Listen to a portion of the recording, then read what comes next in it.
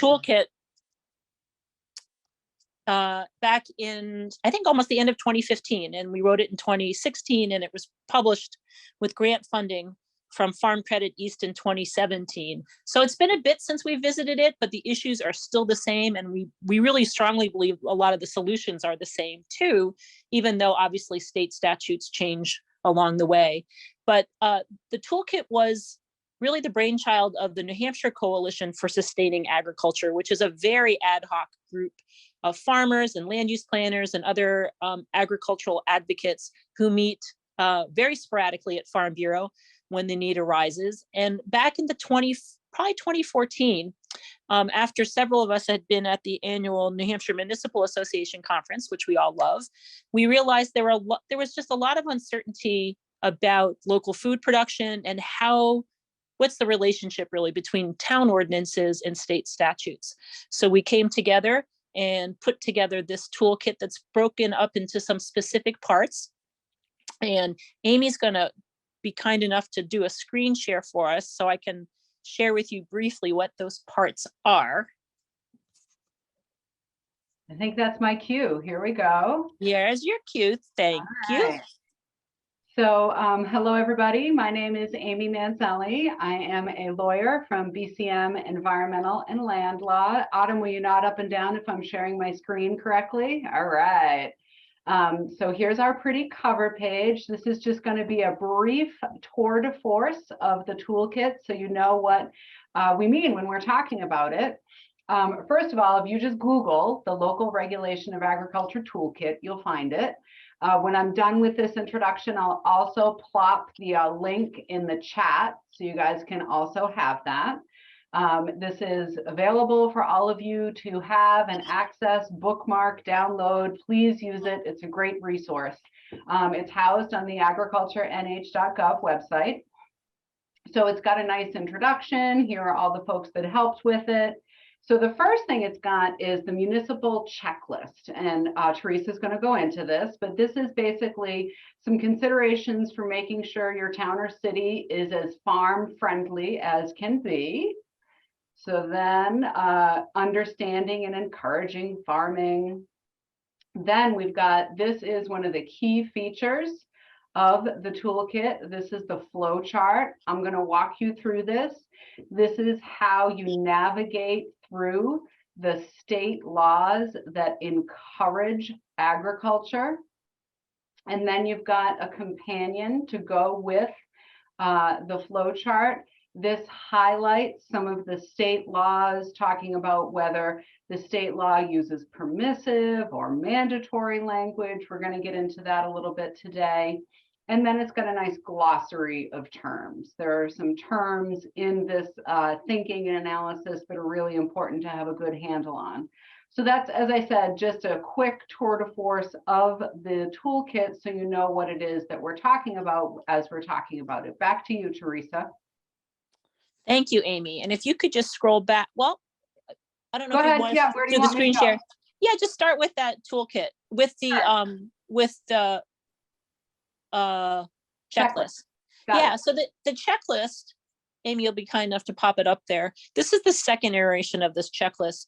The Coalition for Sustaining Agriculture, we had done one back in 2001, and we updated it to capture some of the issues that were not really being covered in 2001. And they talk more about kind of these accessory agricultural uses and farm stands and things that were starting to pop up more and more as people were becoming more interested in producing their own food and then having an outlet for selling it. This, as I go through this now, I'm sure all you guys would realize when you go through it that, climate change and resiliency and those kind of pandemic induced fears that we have about food security are not addressed in this because it's pre-pandemic. So there's an opportunity here as you review your town's ordinances and your land use regs to kind of put on that perhaps post-pandemic or current pandemic hat and see what other questions you might ask. But the checklist asks you to just do a thorough assessment of what you have in town. For example, agriculture in your town master plan. I think many of you guys, if you've heard Amy and I do this presentation in the past, Ellen, since we both serve on the Durham Ag Commission together, hears me say this all the time. Most town master plans talk about agriculture as if it's an historic land use. It's something that used to happen in town, and like we stopped eating, right? And so there needs to be a shift from having agriculture discussed as an historic land use and something that's completely embedded in that scenic rural character to something that pulls itself out, and agricultural resources are a standalone chapter, just like you probably have a water resources chapter, or perhaps a historic resources chapter, or recreational resources. So when we're talking about food resiliency, we really need to pull that food production out of that kind of anecdotal, scenic, rural character narrative and turn it into actually producing food. So that is the first part of the checklist, is how we recommend how you can assess your regulations, and it makes recommendations as to how you can become more farm friendly during your regulation, through your regulations. The second part of the checklist talks about fair enforcement of local regulations.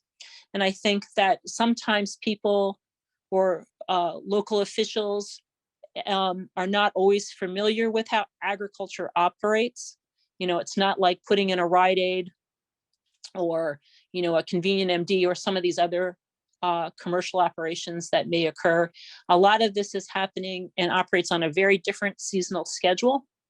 And so perhaps your standard site plan review regulations are not very fair to food production.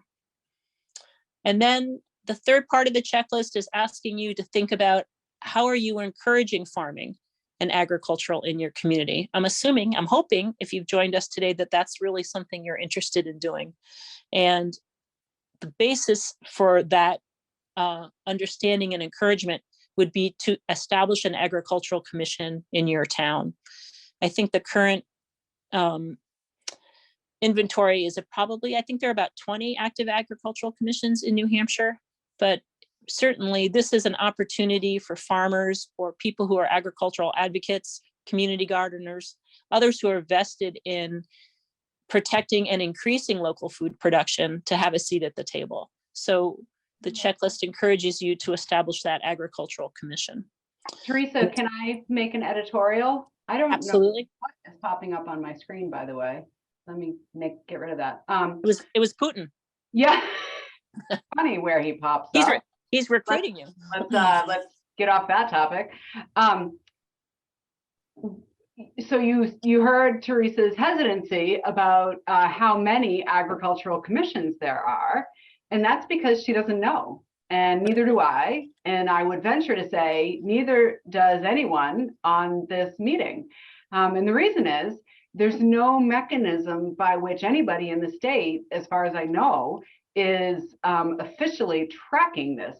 So I'm just going to put a plug in for anyone here who is extra entrepreneurial, has some time on their hands, maybe has a little bit of funding.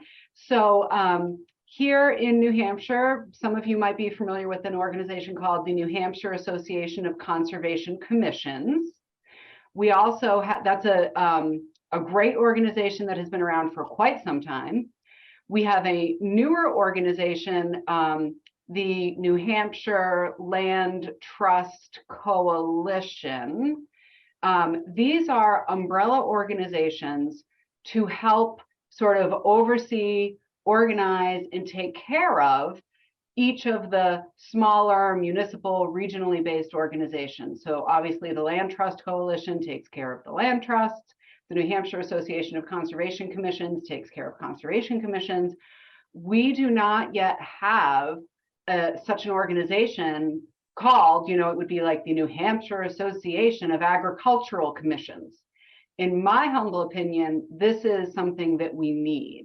This organization would be the keeper of the information of how many are we at this time.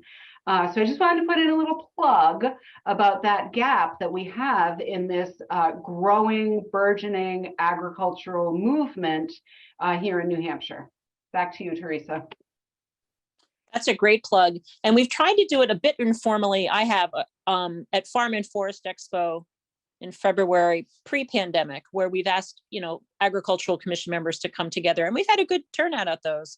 But certainly that already attracts people, maybe who are familiar with it. So with sessions like these, I can put on my agricultural commission member hat and say, encourage your community, if you don't have one, to establish one. And certainly the existing agricultural commissions, as members, we can help you with that. But there's also lots of resource information through New Hampshire Municipal Association. But you're right, we need to keep that momentum going forward. That's it, I think, for me, Amy, with the checklist. I would encourage everyone to do it. Sit down with your land use regulations and your ordinances and the communities you work with or the community you represent, and go through and find kind of what's that low hanging fruit. An agricultural commission is important. It may not be the lowest hanging fruit in there, but I think everyone can find stuff to do there that will strengthen food security in your community. I might interject a quick question. So there are some local towns that do have agricultural commissions. Could you name a few? I'm sure you're aware of a few. Yeah, Durham has one. We do here in Durham. Lee, Northampton, Candia. I should go through the list. Many of you, if any of you know Nottahadat, Boscawen, yeah. I want to say Henniker. I think Sandwich has one. Somewhere I have a list back at my home office, but Nottahadat from Cooperative Extension in Rockingham County, before she retired, maintained the list and a list serve of that. But they're spread kind of, there's not a lot way up in the North Country because perhaps pressure on agricultural lands is not as strong as it is down here. But if I could find one, I'll share it with Autumn and she can share it with you guys. So in the SRPC region, Lee, Durham, I'd have to think. Who else? Some towns operate them as, for example, Stratham has a Heritage Commission, which is kind of a different scope of work, but in their case, because they have such a strong agricultural history in that community, they've taken on the role of an ag commission as well. Theresa? Yes. Eric Sawtell. Hey, Eric. Just to interject something, I believe that Durham and Lee are the only two in Stratford County, but there are some towns that are thinking or already have an agricultural committee, which is appointed by the select board. Select board. And that's how Lee started out many years ago. And they can do many of the things that an agricultural commission might do. The RSA, which enables towns to establish a agricultural commission, it's enabling legislation that has to be put on a town warrant article. And I think Amy and Theresa and I have had experience in the past with helping people write some of these warrant articles. So we'd be happy to do that, I'm sure. Thank you. Yep. And there are still active agricultural committees too that I work with that haven't gone that next step. Mm-hmm. And just to put a finer point on this as a transition to my part, thank you, Theresa. The Agricultural Commission can be a resource to the select board and the planning board, because oftentimes what happens, and this is what I experience in my practice often, is, the select board and the planning board are the ones who get the complaints oftentimes from the neighbors about those bad farmers who are, too loud or too stinky or just otherwise being naughty, or, did they get the right permits for that, or, whatever it is. Or maybe it's just an inquiry like, hey, what's the construction thing happening at that farm? And oftentimes members of the planning board or the select board just don't know about agriculture. And so if there is an agriculture commission in the town, that can serve as a resource point for the planning board and the select board in those circumstances. And the farmers in the community can serve on those agricultural commissions to help be a proactive part of, you know, solving and or preventing those types of inquiries from non-farming members of the public from really exploding into like a much ado about nothing situation. So it's really just a very elegant, effective solution once it's set up and running. So, okay, I stopped screen sharing for a moment. We're going to go back to that flow chart, but I just wanted to lay a little bit of a foundation here. And of course, the lawyer gets to talk about the state statutes. But in this case, I think they're really exciting because they have set up some really, really strong protections for agriculture, protections that most land uses do not get. You know, subdivisions don't get this protection. Big box retail centers do not get this protection. As far as I know, the only other types of uses that get this protection, there's a little bit of New Hampshire law that protects solar development, and there's quite a lot of law that protects workforce housing development. But leaving those two aside, there's nothing else that protects agriculture like the laws housed in RSA 674, 32, A, B, and C. And we don't have written materials for you today, but if you click on that link in the toolkit, and I'll put it up on the screen in a minute, they're written there for you if you really want to go and read the statute. But let me break down what some of these really exciting laws do. So first of all, the basics of zoning is this. If you want to do something, you know, grandma needs to move in because grandma can't live alone anymore. So you want to build a little in-law apartment on your house. So you want to know, is that allowed? Well, you open the zoning ordinance and you look and you see, is an accessory dwelling unit allowed? Yes or no? If the zoning ordinance says it's allowed, then you can do it. If it says it's not allowed, you can't do it. You want to build a garage, but if you did it, you'd be within 2 feet of your neighbor's property line. So you pull open the zoning ordinance and you see that garages have to be 10 feet from your neighbor's property. So you can't do it because the zoning ordinance says you have to be 10 feet away and you only have 2 feet of clearance because whatever about your lot. So the way zoning works is if the zoning ordinance says you can do it, you can do it. But if it's silent, you can't do it. That is the basis of all zoning, period, end of story. That's the way it works, but not for agriculture. So that's the first thing that these laws do. It's called a reversal of the presumption. So, you know, you want to have hogs, you want to, have a farm stand, you want to do agritourism, you want to do whatever kind of agriculture, and you click open the zoning ordinance on your screen, or you go to town hall and get a paper copy, and you look at the table of uses, and you don't see the type of agriculture that you want to do listed in there. Well, if you were any other type of use, based on what I just said, you wouldn't be allowed to do it. Not so based on the state law, because if it's not listed, it is presumed to be allowed. So that is a huge, huge deal. And most municipalities have no idea. And because planning boards, for every single other application that comes before them, it's just a routine, you know, what's the use? You open the zoning ordinance, you look at the table of uses. Is it allowed? If it says yes, it's a yes. If it's not there, it's a no. They go through this routine for agriculture too. And so it takes advocacy and education to say like, no, no, no, no.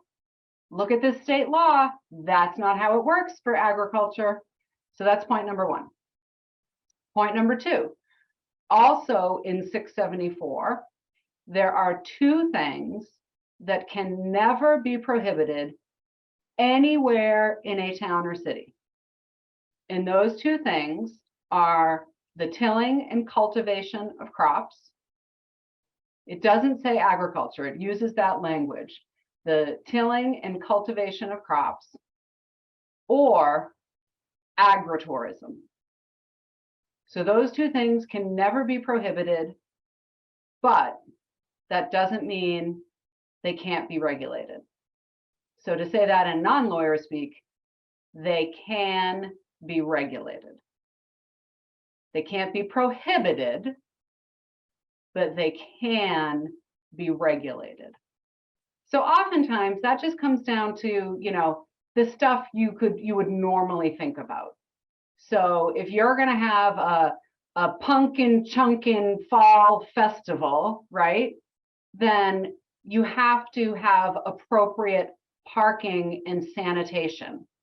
You can't have people peeing anywhere, and you can't have cars up and down the main road and causing a traffic hazard and B, a pedestrian hazard.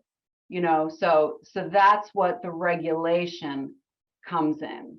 It's not going to prohibit the event, but it needs to be regulated so that it is safe. Essentially, that's what it comes down to. And then the last thing is when the literal application of municipal laws, like site plan, for example, would effectively prohibit an agricultural use, the planning board, usually this happens at the planning board, is required by law to waive that requirement. And this is such a gem of a law. And again, most boards don't know this. Now there's some strings attached, and I'm going to try to quickly walk you through how this flowchart can be used in application. So let me share my screen again. All right. So again, let's say, we're going to have the pumpkin chunkin, right? And it's happening, and the neighbor has called the select board, and the select board is trying to figure out, like, well, I don't know, were they allowed to do pumpkin chunkin? So is the agricultural activity something other than the tilling of soil and harvesting of crops or agritourism as defined in it? So is it something that's not this? Well, it is agritourism. So the answer is no. So we go over here, and then we learn here, agritourism shall not be prohibited. And here's the language, it's 674-32D.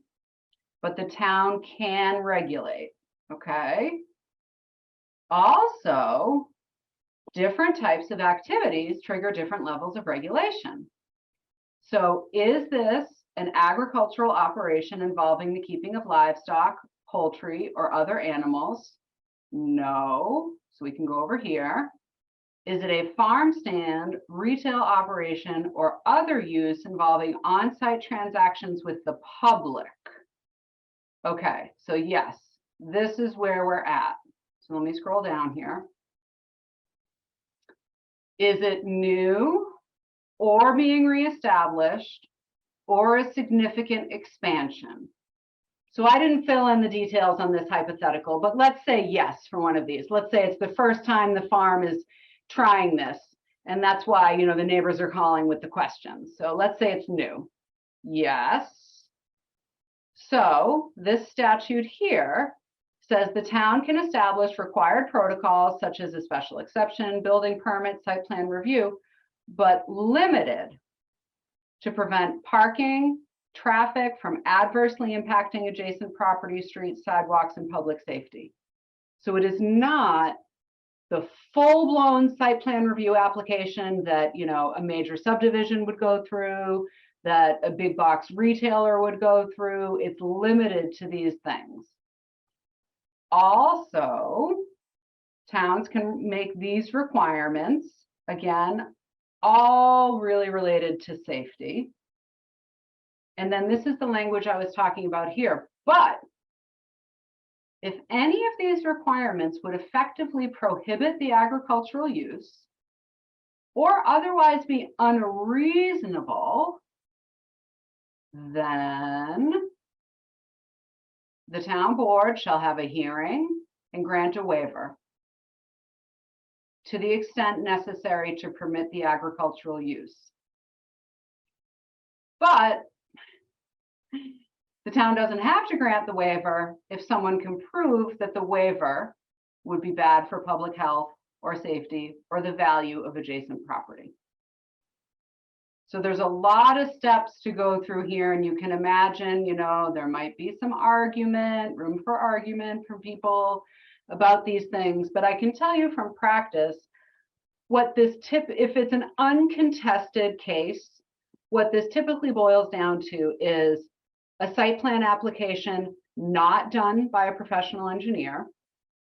The farmer writes out the application, does a hand sketch for the plan, because paying a professional engineer $10,000 to $50,000 to produce a 50-sheet site plan set, which is what a commercial subdivision would do or a big box retailer would do, and what the site plan requirements require, is unreasonable in the context of an agricultural review for a pumpkin chunkin agritourism event.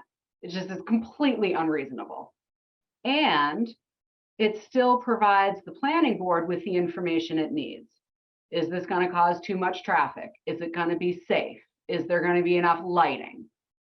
So that's usually the practicality of how these things sugar out when you apply these laws and have these kind of conversations with the boards about, like, hey, we want a waiver from all these site plan requirements, but we're still providing you all of this information, and these are the laws that allow us to do that. All right, so just a couple brief words about what is behind the flow chart. And we just went through one hypothetical here. I'm not going to torture you to go through all the other different ones, but the flow chart is designed to be useful in pretty much any type of agricultural use, and is it allowed, and what type of permitting could it be subjected to. So one of the things we discovered when we were putting this together is, why do we have these laws? Why do we have this section RSA 674-32? Because it's really important when you're trying to figure out what a law means, why it was enacted. And we found this language here. It was to clarify that the definition of agriculture in 2134A shall not be unreasonably limited by the use of municipal planning and zoning powers. So that was really, really important to know. Like, yes, towns and cities, you can regulate agriculture, but it needs to be reasonable in the context of agriculture. Now, this permissive versus mandatory, just very quickly, I'm not going to read this through here, but what that means is shall versus may. So if you ever are encountering any of these issues, I just want you to key in with what you're reading. Are you seeing words like shall and must? Or are you seeing words like may and can? If you see something in a zoning ordinance that says, you know, the planning board may require a traffic analysis, then that means the planning board doesn't have to. They have discretion to say, no, we don't need you to hire a traffic consultant. You know, we know from experience that there's not traffic at these events, you're good to go. But if the zoning ordinance says, you know, the applicant shall provide a traffic impact assessment, then the planning board does not have as much wiggle room there. That's mandatory language. That's something to key in.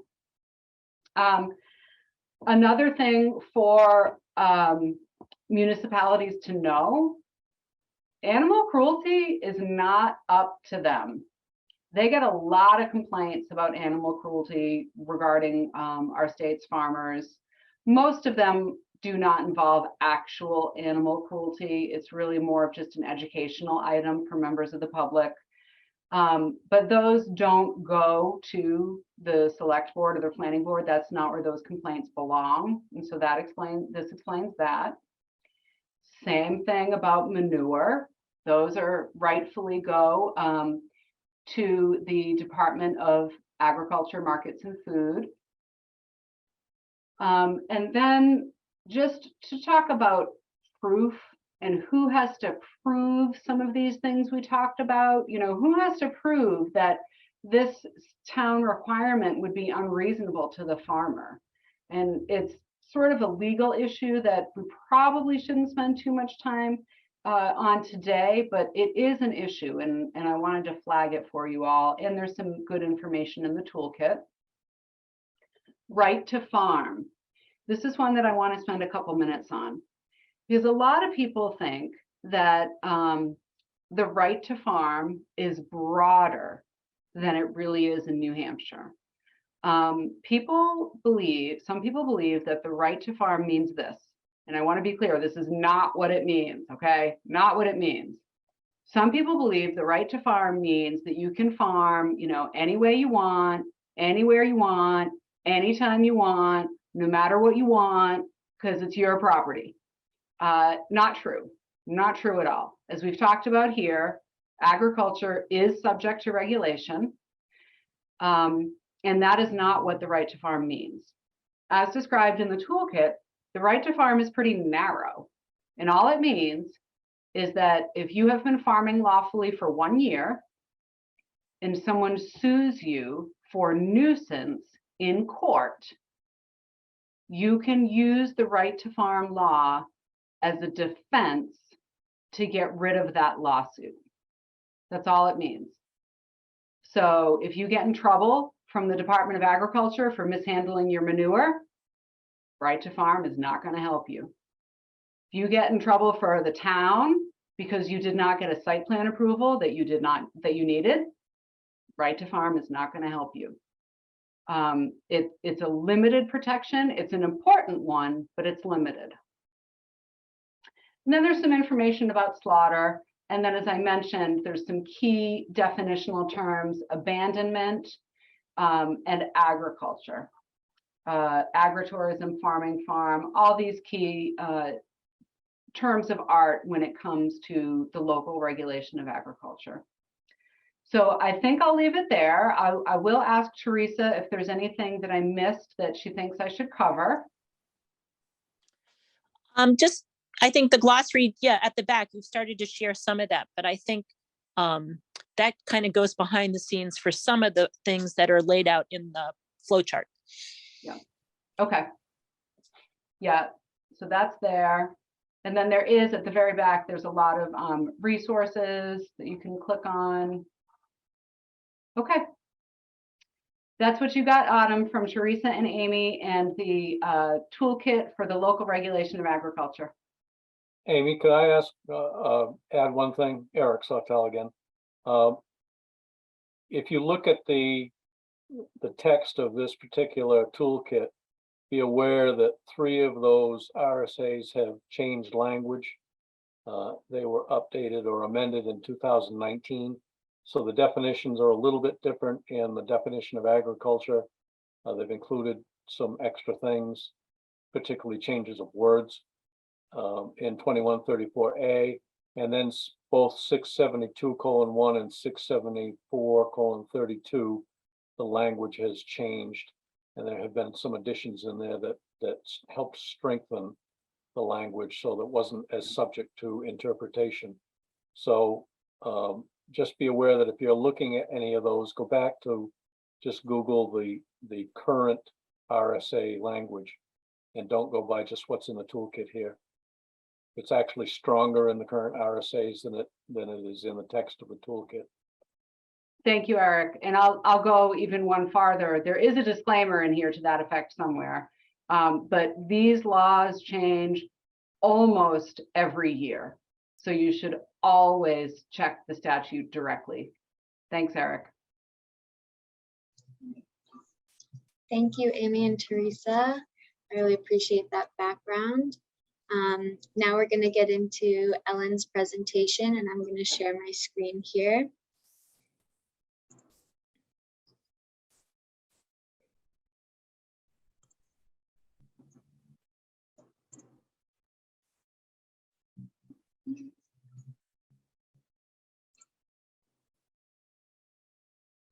Are you all able to see my screen? Nope. Nope. Okay.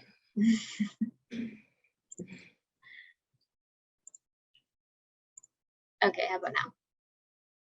Yes. Good. Oh,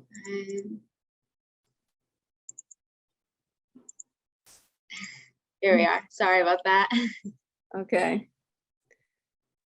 We all set? Yes. Okay. I'm Ellen Karelitz, and I'm a member of the Durham Agricultural Commission and have been since the very start of the commission. I also was one of the first gardeners at the Wagon Hill Community Garden, and was the garden steward at the garden for 11 years, which meant that I did a lot of the educational things and also the enforcement aspect of enforcing some of the rules and guidelines that we had. And so I'm just in these first set of slides, Autumn, if you want to put on that first group of slides. You can look at these slides while I just tell you a little bit about the background of the garden. Can you put on that second group? Because I'm just seeing the first slide.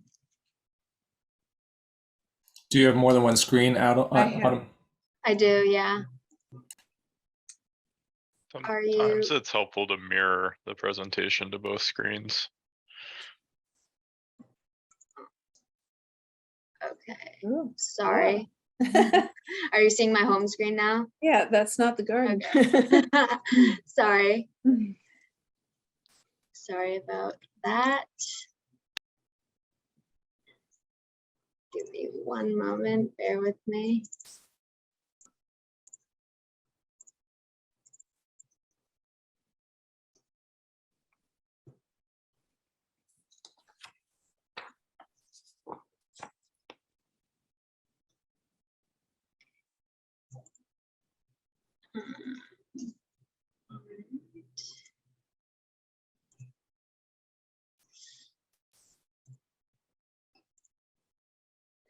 This worked yesterday.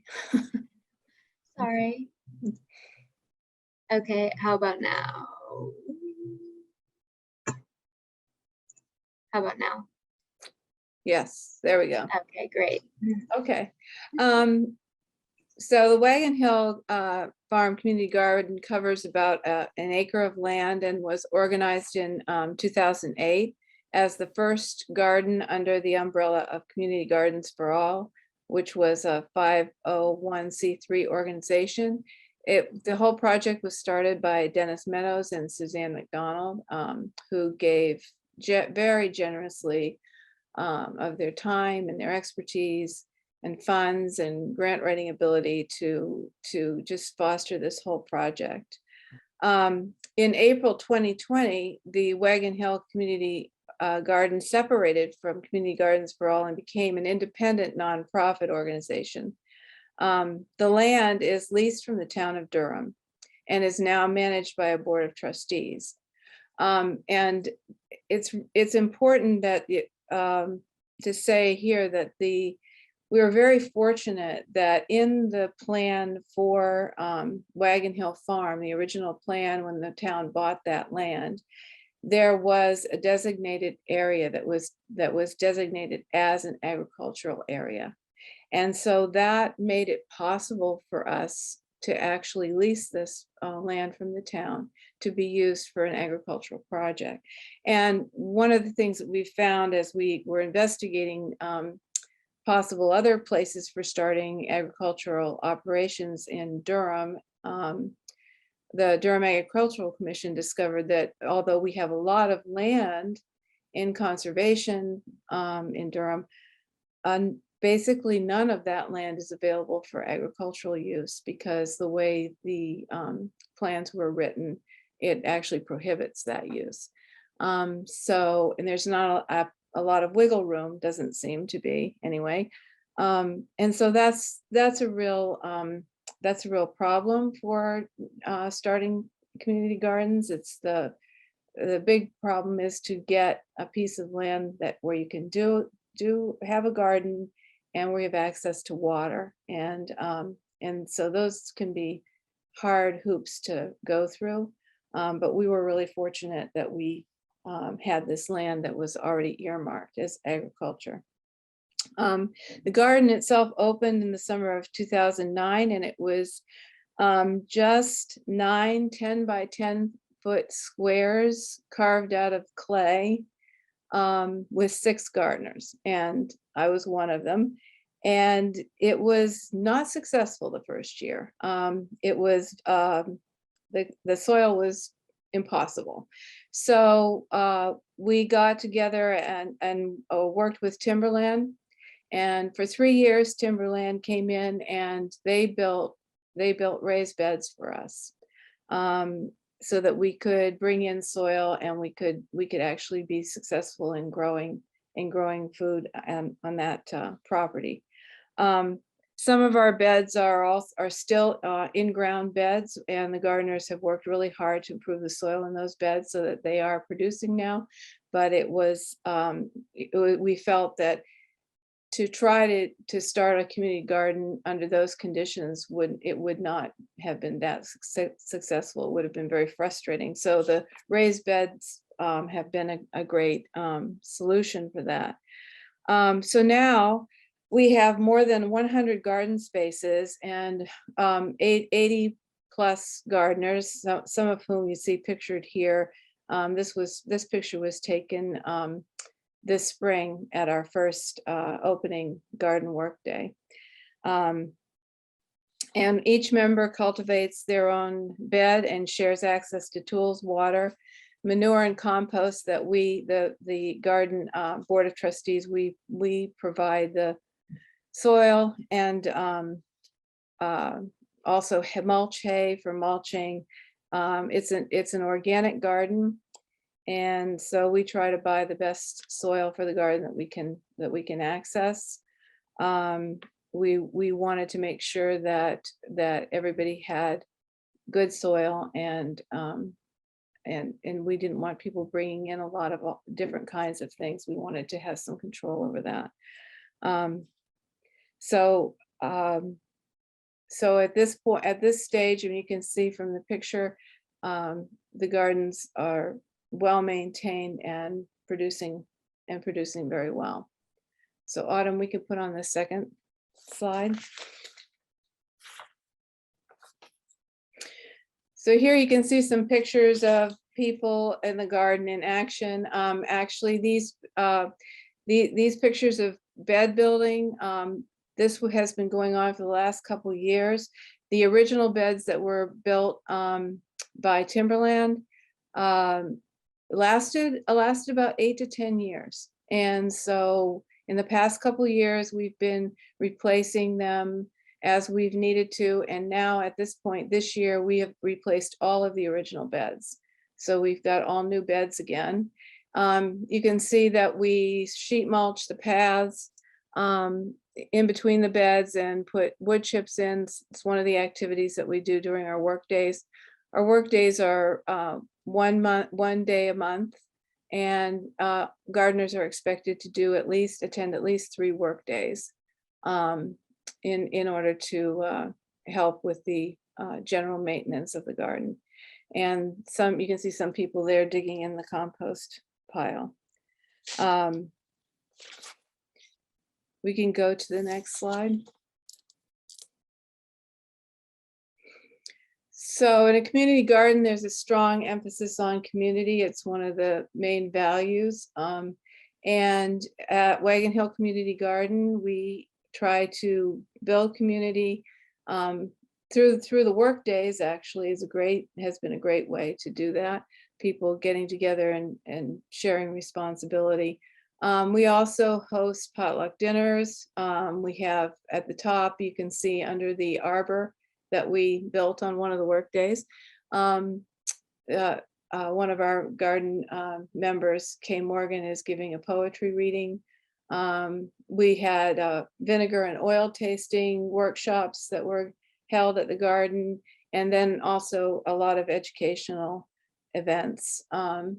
This is a square foot garden instructional event. And then we have John Hart, who worked at UNH.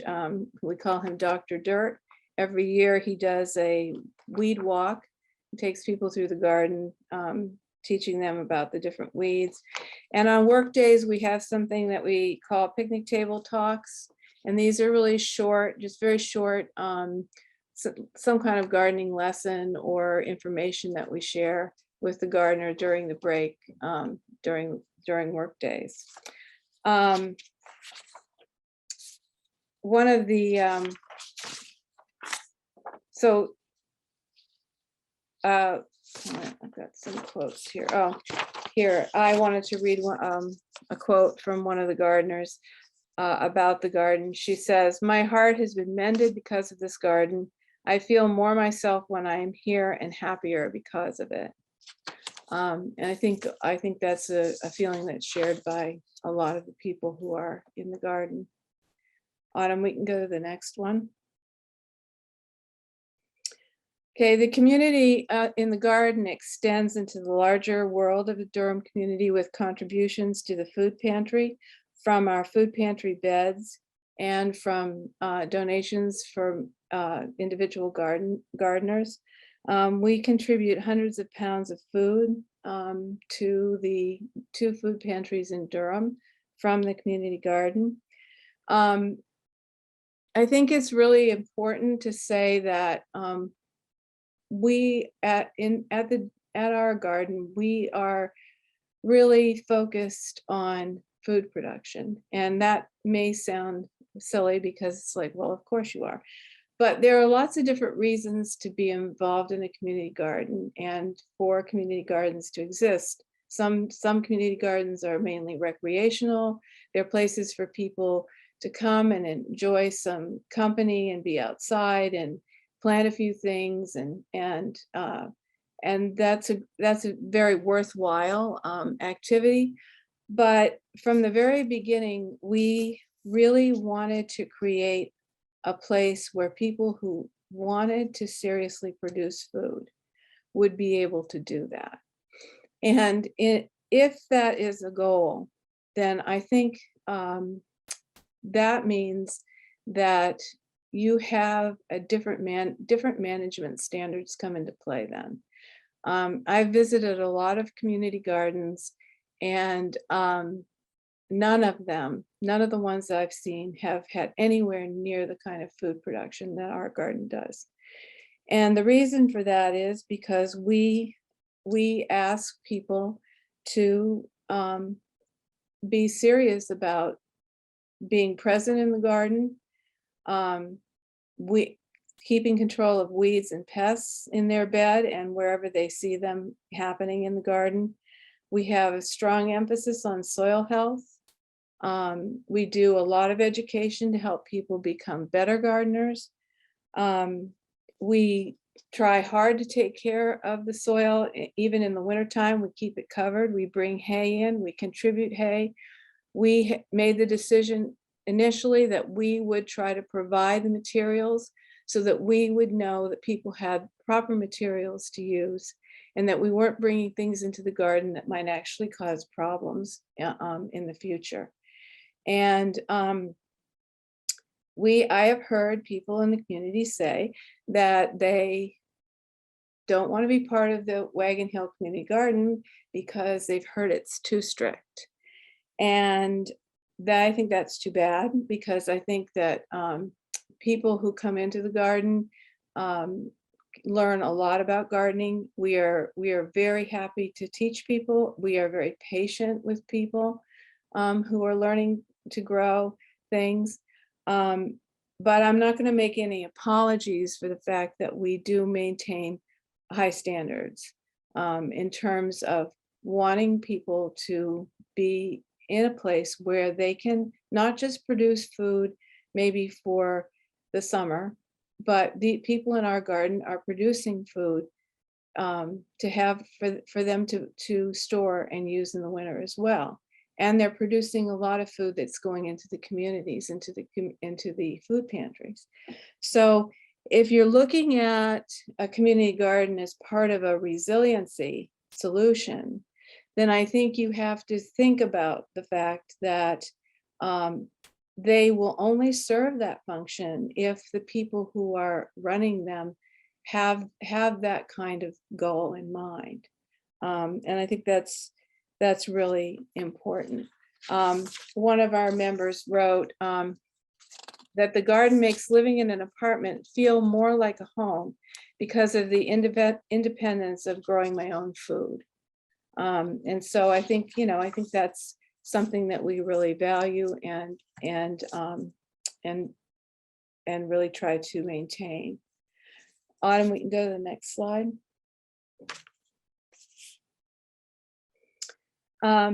So I've talked a lot about food production, and we're serious about food production, but the garden is a beautiful place where a lot of people grow flowers. We encourage people to grow flowers. Everybody in the garden doesn't have to grow food. They can grow flowers, and they do. And the diversity helps with pollination and beneficial insects, and it's a beautiful place, a great place for people to be together, to work together doing useful work, and to grow food. And I'll end with a quote from one of our gardeners again. It is very peaceful in the garden, and there is always someone nice to talk to and share ideas with. So, thank you.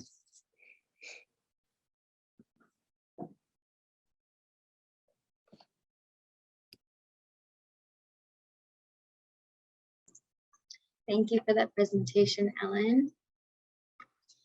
It was really beautiful to see. And I'm going to pass it over to Jen to just start the Q&A off with some of the questions that were mentioned in the chat, and then we'll open it up to everyone else.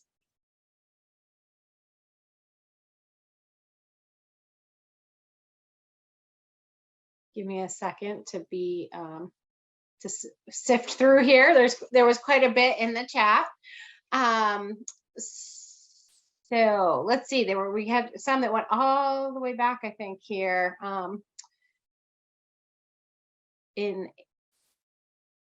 Amy and Theresa's presentation.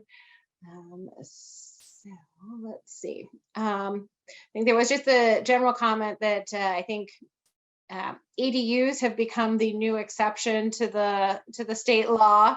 So we wanted to throw that out there. Let's see, scrolling. A little bit of shock and surprise that local code enforcement doesn't have authority over animal cruelty concerns.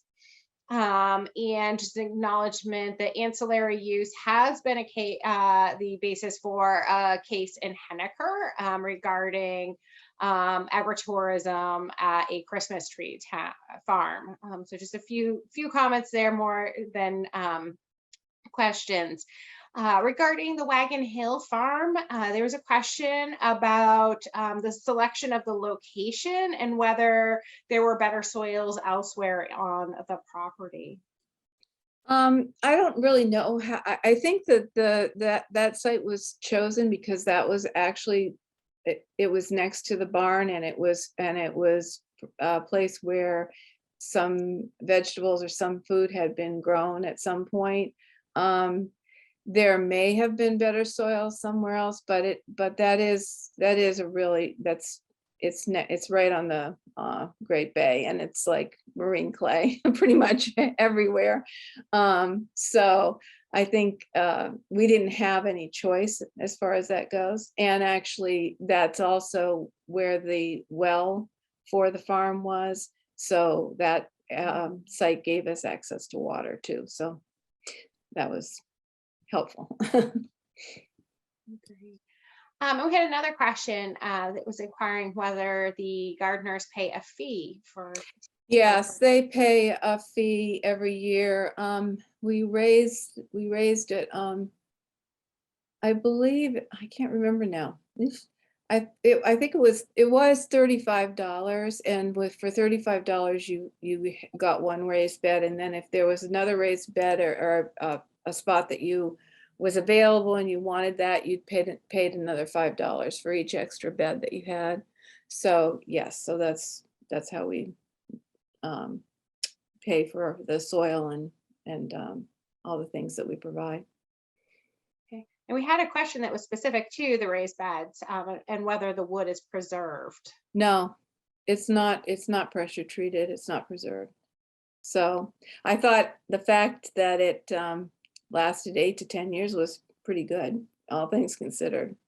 But yeah, no, it's That was actually my question. Sorry, just to clarify, like, so what kind of wood you're using? I'm using some white oak right now, and I'm not going to preserve it. I'm just hoping. I'm curious how long it's going to last. I don't think that this was wood that we got from Rick Stevens, and I think it's just pine. That's what I think it is, and it's thick. It was nice thick pieces of wood. And one of the things that we've done with these new beds that we replaced is the old beds that Timberland were built with a wooden like a corner peg in them, and we found that those wicked water up and they rotted faster. So now we may have these Dennis Meadows had these very special iron corners made. And so now we have all of the beds have these iron corners. So all they have to do is unscrew those and replace the wood. And I think those corners will help the beds last a bit longer. Jen, can I just address that concern or that question about the animal cruelty? It's Theresa. Yes. Because animal cruelty is part of the criminal code in New Hampshire. That's why your code enforcement officer, your health officer, it goes straight to the police because it's part of the criminal code. So that's a role the Agricultural Commission can make too. And in the case of Durham, we have been called in initially when there's been concern expressed about animal cruelty. We're talking now, not dogs, but farm animals, to do kind of an on-site assessment, meet with the animal owner. So it doesn't go straight to the police, or we do it in partnership with the police. But it's another important role that an ag commission can play, is bringing that knowledge, to a police department that may not have it.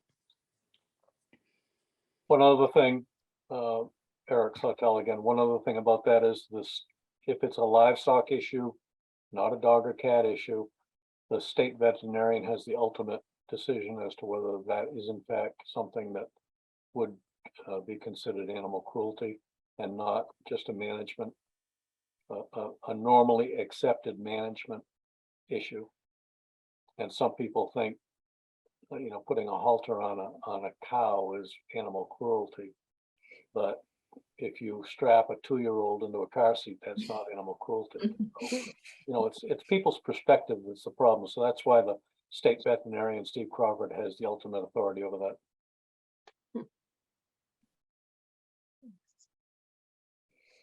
So we had another question in the chat for Ellen, and just what are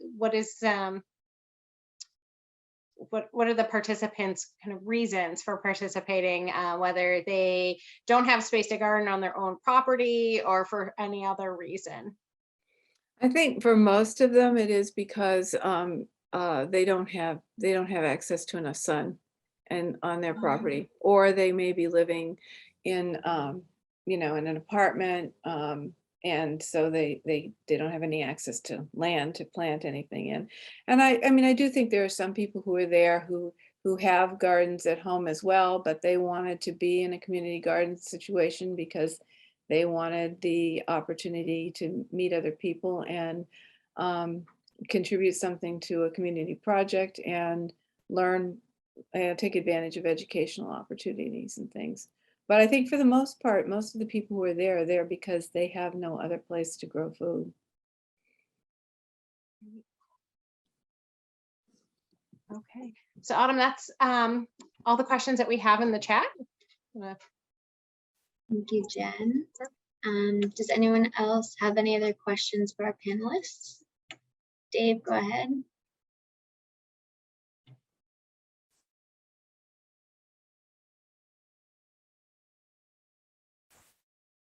You're on mute, Dave.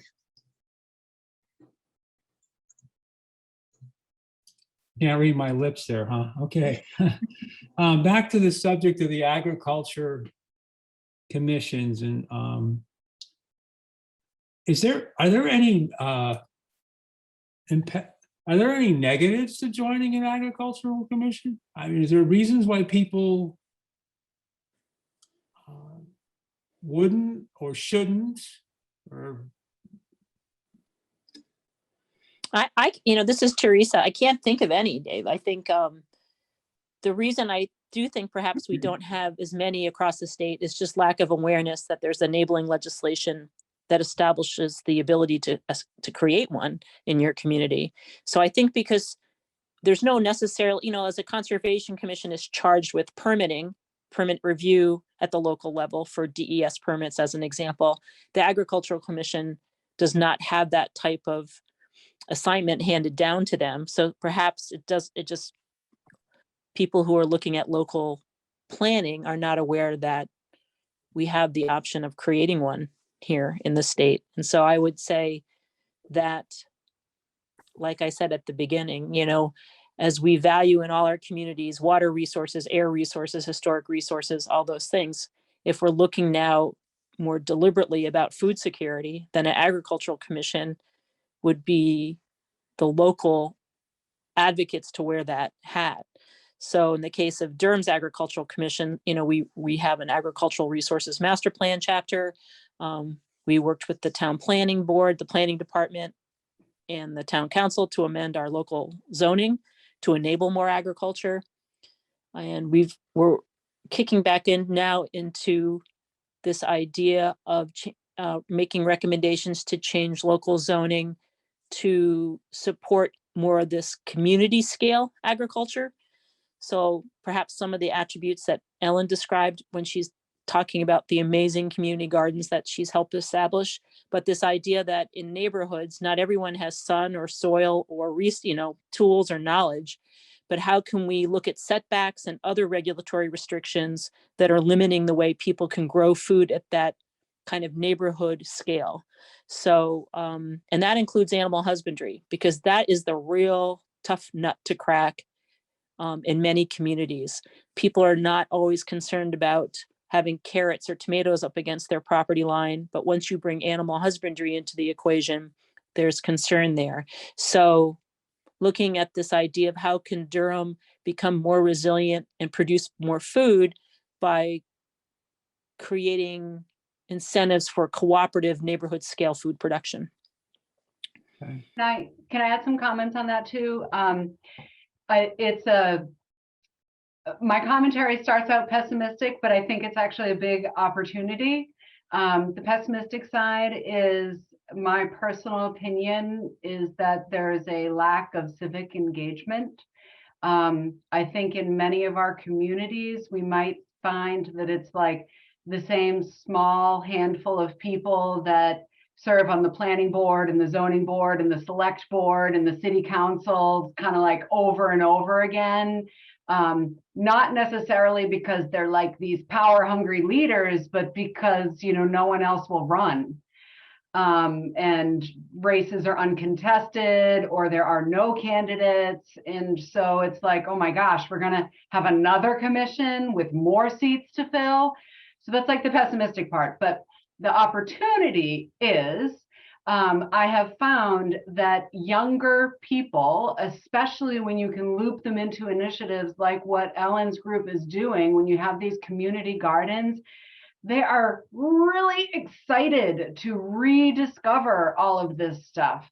And you see stories everywhere about very young people, 20-year-olds, 25-year-olds running for political office. And I think young farmers and young non-farmers alike would be willing to step into these roles and sort of help fill that those roles that maybe we've been challenged to fill in the past. So I think that's part of why there's been a little bit of reluctance here.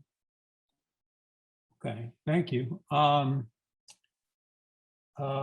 other question I had, having gardened for many years and tried the just, in an open area versus building the boxes, I had a lot of luck with rough cut hemlock, full 2-inch rough cut hemlock you can get from sawmills and things like that. That seemed to last quite a long time. I just wanted to mention that. My bigger question really is, I found that certain things like asparagus and potatoes and like blueberry bushes, things like that, didn't lend themselves well at all to being planted in boxes. It was too restrictive, and certain things expand. Asparagus patches can expand, but they can't really do that well if they're in a box. So my question is, are you familiar with anybody that's doing it on a larger scale? So if they wanted to have room to like plant potatoes, and if you have a 10 by 10 garden at home, there's only so much room, and planting potatoes takes up too much space, and it flops all over the place. And it's just this. So my question is have you seen people doing it on a larger scale, but with the same kind of crop? Like, let's pick potatoes as an example. Okay, at the community garden, we have as I mentioned, we have over 100 planting spaces. Not all of that is raised beds. We did maintain a number of in-ground plots. I have a 20 by 20 in-ground plot there. Oh, okay. And there are a number of others. We actually have room to expand beyond what we have done so far, and we haven't done that because we felt that we did not have the critical mass to be able to maintain the standard that we wanted to do if we got larger. I mean, that could change, and we could make more larger beds out there. One of the things that we decided we ran up against early on was that we realized we really couldn't allow people to plant perennial plants in their raised beds and in the garden in general, because those beds they turn over and people want to plant different things. And we ended up with people planting raspberries, for example, in their raised beds, and strawberries. And then when they left, we were digging out raspberries. So what we did is we made a long perennial bed at the back of the garden and encouraged people to take any perennials that they had planted and put them in those beds. And so those are maintained as perennial beds. And we have blueberries there, we have elderberries, we have Jerusalem artichokes, we have herbs, and a number of things growing in those beds. So, there's a potential in a community garden situation. Some community gardens have small orchards that they maintain. And that's another possibility. We have enough land, we could plant some fruit trees back there. It all comes down to, do you have the personnel and the commitment to maintain these things? And so I would say, yes, that's a definite possibility. I mean, if you had a community garden situation where you had people who wanted to maintain a perennial area and they wanted to plant asparagus that could be shared, maybe, that's a possibility. Yeah. All right, thank you. I have seen some what I think are probably community gardens in different places. I'm not sure, but it's a very sad thing to see some of them that have just gone downhill and nothing's happening. And there might be 2 people left that are actually caring for it. And thank you for the answer about the expansion, because I was wondering, I could see where the fence was, and there's a lot of space that's isn't under cultivation, and I was curious about that. So thank you very much. Yeah, it's just a matter of doing what we do well, and not getting so overextended that then we, things start to fall apart. So, there is a possibility if there's more interest and more people who are willing to commit to the time, it is possible.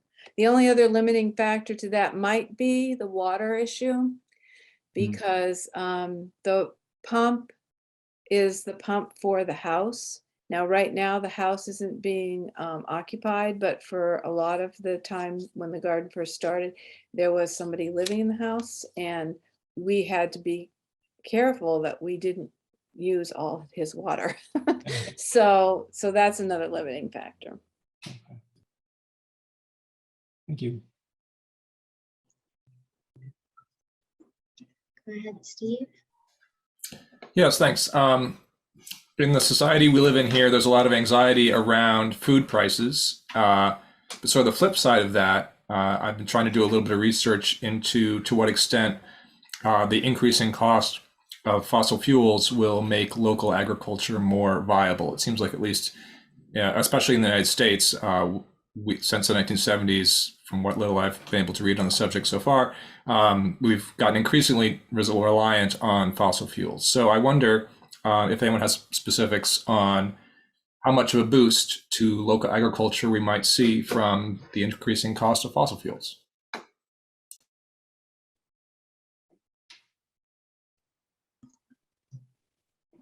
Anyone have thoughts on Steve's question? I can take that. I'm not sure if this is where you were going, Steve, but and after I answer, it'll take me a couple minutes to Google it, but I will put an interesting link in the chat about Sun Moon Farm, which is a farm in New Hampshire that is, as far as I know, is the first farm in New Hampshire to have a group net metered solar array.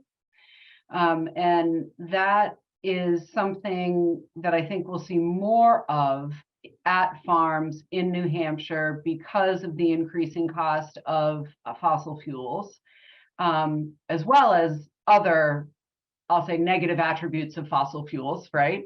Climate change and whatnot. Not to belittle that, that's a big deal, obviously. But I think that you will start to see some spots on farms set aside for the solar array so that they're getting their energy from the sun. It's becoming more and more within reach cost-wise. So I do think that that's, and the group net metering can become small, but a meaningful income stream for farmers, put it right up there with like a conservation easement or agritourism, these other new innovative ways to diversify income streams on modern farms. So you're not just reliant on like your one crop and the rain. So that's one thing I would throw out there as part of an answer to that question.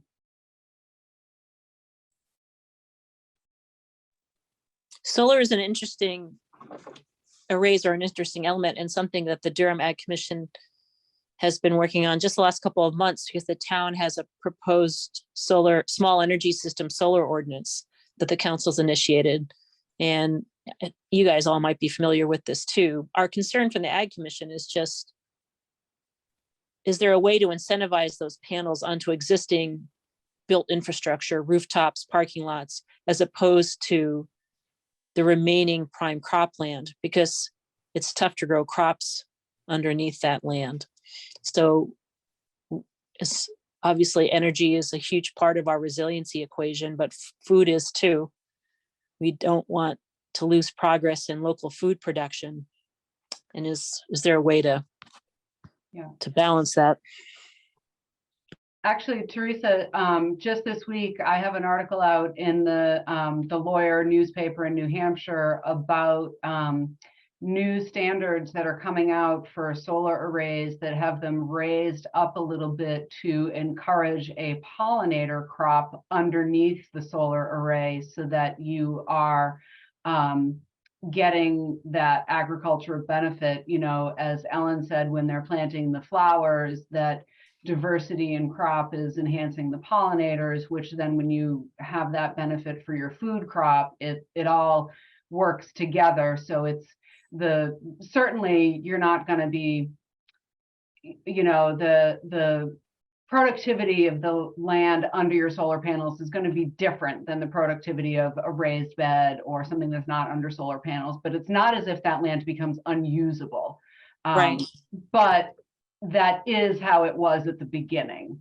And as solar is becoming more widely implemented, you know, it's kind of evolving to be more farm friendly.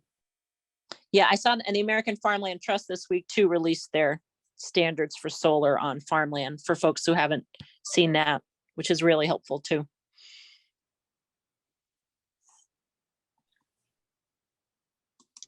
I just put a link, sorry, I just put a link into the chat on an article from Bloomberg about the heavy drawing of the Strategic Petroleum Reserve. So it's just it was a prod for me to appreciate how rapidly things might change. We have time for probably one or two more questions. If anyone has things burning in their mind right now. I just wanted to make a comment based on the last few minutes of the conversation. From a resiliency committee perspective, what folks have just talked about is what we're not struggling with, but seeing as a challenge.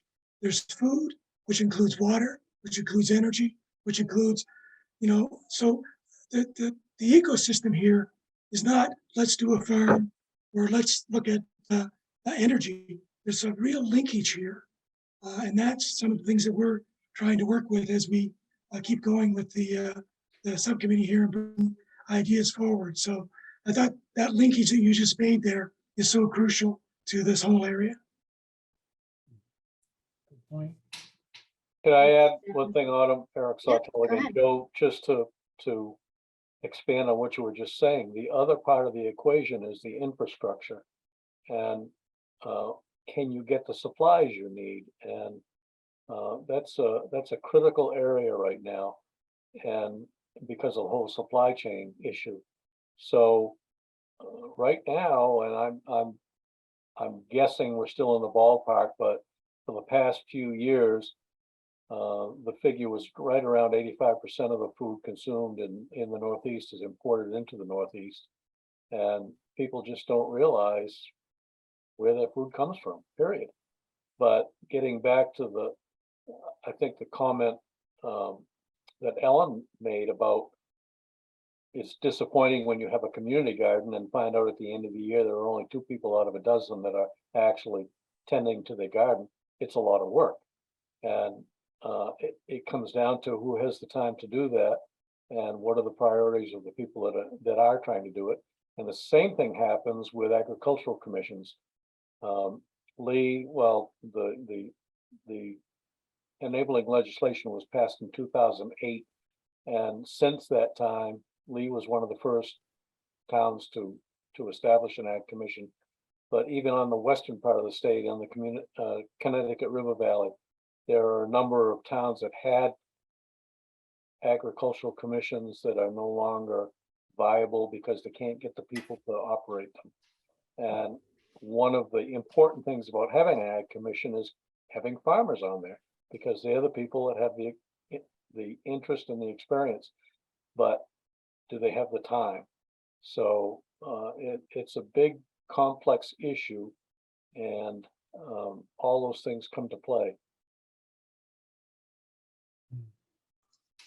They'll have the time when they're laid off because they can't afford to drive to work. That's true. Thank you for that addition. So I'm gonna put up a poll, just a short poll, to see any topics that folks are interested in hearing about at a future roundtable.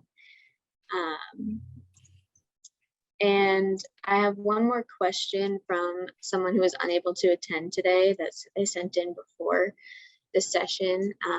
It's the I forget her title, but Jess from New Hampshire Gleans was wondering, are there resources available to support ongoing gleaning work across New Hampshire, and how gleaning efforts can best coordinate with planning, agriculture, and other land use boards.